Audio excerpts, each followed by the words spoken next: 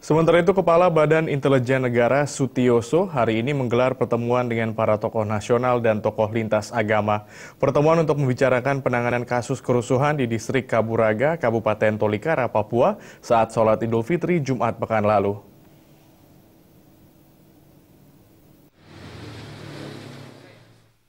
Kamis pagi, sejumlah pejabat negara dan para tokoh lintas agama berkumpul di rumah dinas Kepala Badan Intelijen Negara atau BIN, Sutioso, di Jalan Denpasar Raya nomor 4142, kawasan Kuningan, Jakarta Selatan.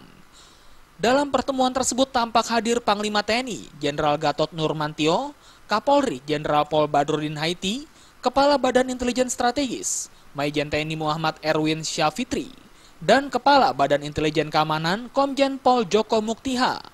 Sementara itu, sejumlah tokoh agama yang hadir, diantaranya Guru Besar Universitas Islam Negeri Syarif Hidayatullah, Profesor Dr. Aziumardi Azra, Wakil Ketua Umum MUI Kiai Haji Ma'ruf Amin, tokoh Walubi Hartati Murdaya, hingga sejumlah tokoh agama Kristen dan Katolik.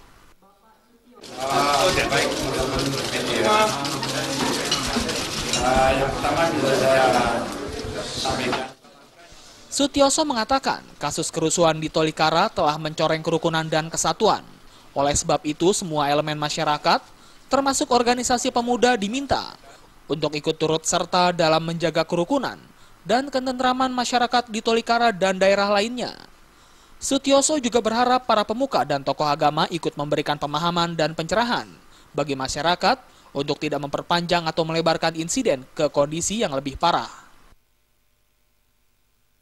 Pertama adalah tentu untuk menjaga itu dan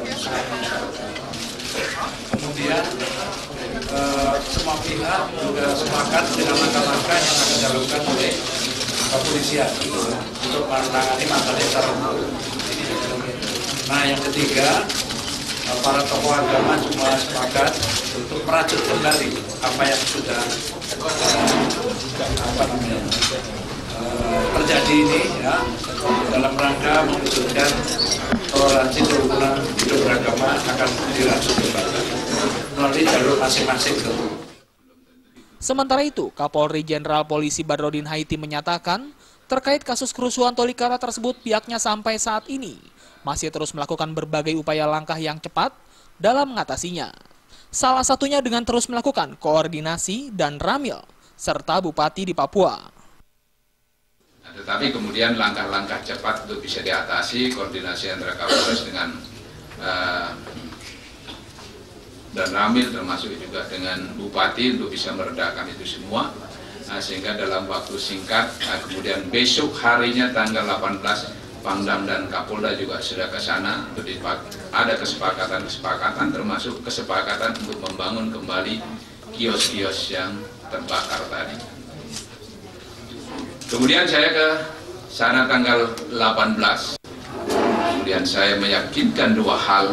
Yang pertama bahwa penegakan hukum saya minta harus jalan karena ini adalah pelanggaran hukum. Dari Jakarta, Febi Waryanti dan Ketut